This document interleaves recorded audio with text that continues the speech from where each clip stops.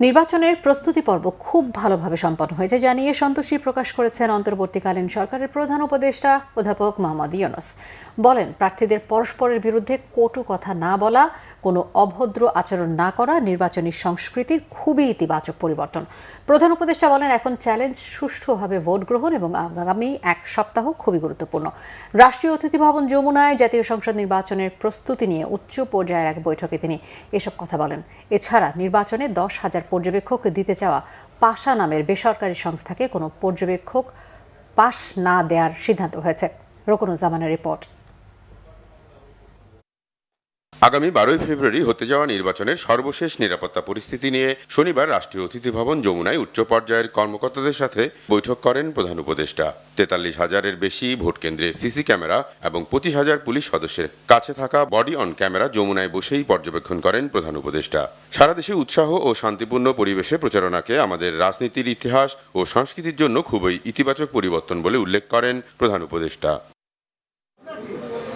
পরে যমুনার বাইরে আয়োজিত এক প্রেস ব্রিফিংয়ে প্রধান উপদেষ্টার প্রেস সচিব শফিকুল আলম জানান, নির্বাচনের প্রস্তুতি পর্ব নিয়ে সন্তুষ্টি প্রকাশ করলেও শান্তিপূর্ণ ভোট গ্রহণকে প্রধান উপদেষ্টা চ্যালেঞ্জ হিসেবে দেখছেন।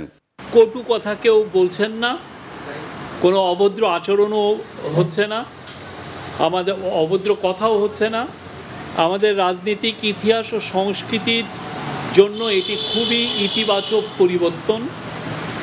উনি বলছেন, এখন পর্যন্ত প্রস্তুতি পর্ব খুব ভালোভাবে সম্পন্ন হয়েছে, আমরা সন্তুষ্ট, উই আর ভেরি হ্যাপি। উনি বলেছেন, আমাদের জন্য এখন চ্যালেঞ্জ হচ্ছে টু মেক ইট পারফেক্ট, ভোটটা যাতে পারফেক্ট হয় সেটা হচ্ছে আমাদের জন্য এখন মেন চ্যালেঞ্জ।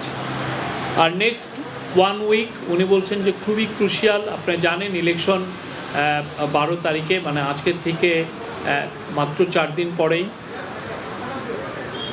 আর উনি বলেছেন ভোট উৎসব মুখর হবে এবং সেই জন্য এবং এটাকে যে করেই হোক সেফ, এটা সেফ হবে। উনি আশা করছেন এটা সেফ হবে। নির্বাচনের দিন রেকর্ড সংখ্যক নিরাপত্তা বাহিনী মোতায়েনের কথা জানিয়ে সুষ্ঠুভাবে ভোট গ্রহণের আশাবাদ ব্যক্ত করেন প্রেস সচিব। ভুইফোর প্রতিষ্ঠান পাশাকে 10,000 পর্যবেক্ষক পাস দেওয়া নিয়ে উঠা বিতর্কের বিষয়েও জানানো হয় সংবাদ সম্মেলনে।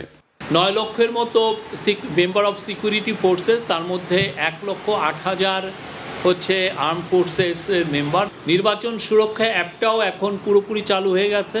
এই পুরো কেন্দ্রগুলো নতুন করে রেকি করা হয়েছে, এটা দেখা হয়েছে সক্ষমতাটা কতটুকু, এবং একদম শেষে যদি দেখা যায় যে আমরা ওয়াল বা কোনো এগুলো দিতে পারছি না, সেক্ষেত্রে বাঁশ দিয়ে হলেও এটার একটা যাতে আলাদা সেপারেটেড একটা করা যায় সেই কাজগুলো করবে।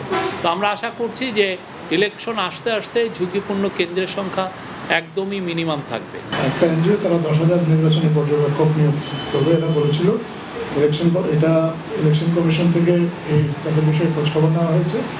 খোঁজখবর নিয়ে তাদের সক্ষমতা সম্পর্কে ইলেকশন কমিশন নিশ্চিত হতে পারেনি, এই জন্য তাদেরকে পর্যবেক্ষক কার্ড বিতরণ করা স্থগিত করা হয়েছে। নির্বাচনের আগে নিরাপত্তা পরিস্থিতি আরও উন্নত হবে বলে আশাবাদ প্রকাশ করেন প্রেস সচিব। জানান, সব ভোট কেন্দ্রই গোয়েন্দা নজরদারির মধ্যে রয়েছে। আমাদের রোকনুজ্জামান, বাংলা ভিশন, ঢাকা।